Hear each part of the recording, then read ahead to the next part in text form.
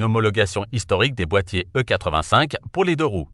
Le ministère de la Transition écologique a confirmé l'ouverture de la procédure d'homologation des boîtiers de conversion E85 destinés aux deux roues motorisées. Concrètement, cela signifie que les motos et scooters pourraient prochainement bénéficier d'un cadre légal similaire à celui déjà en vigueur pour les voitures depuis 2017. Jusqu'ici, les utilisateurs de deux roues étaient exclus de cette solution, malgré une demande croissante et des contraintes techniques particulières liées à l'électrification et à l'hybridation des motos. Cette avancée met fin à une situation jugée inéquitable par plusieurs acteurs du secteur, dont la FFMC, qui milite depuis près de 20 ans pour l'accès des motards aux carburants alternatifs. Dans ce contexte, le superéthanol A85 apparaît comme une solution intermédiaire pragmatique, moins cher à la pompe, largement distribué en France et majoritairement produit à partir de ressources agricoles nationales. Cette ouverture réglementaire est le résultat d'une mobilisation progressive structurée autour d'une task force E85 moto, réunissant plusieurs acteurs clés, FFMC, Bioéthanol France, Green Systems Automotive, ainsi que des industriels comme Thornbikes et Greenforce. Selon les acteurs impliqués, la dynamique a connu 3 phases.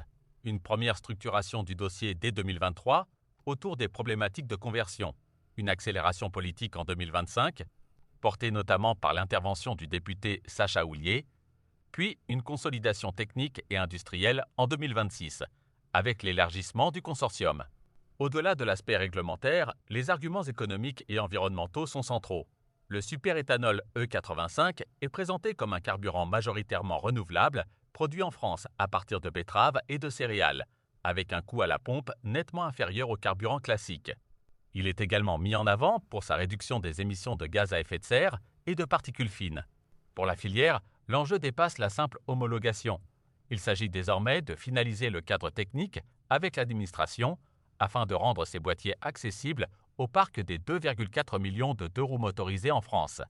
Cette évolution pourrait ainsi ouvrir une nouvelle étape dans la transition énergétique du secteur moto, en proposant une alternative complémentaire à l'électrification, encore limitée sur ce segment. Voilà ce que l'on pouvait dire sur l'ouverture aux deux roues à l'usage du boîtier E85 pour le carburant au bioéthanol. Merci de nous avoir suivis. Bonne route à tous.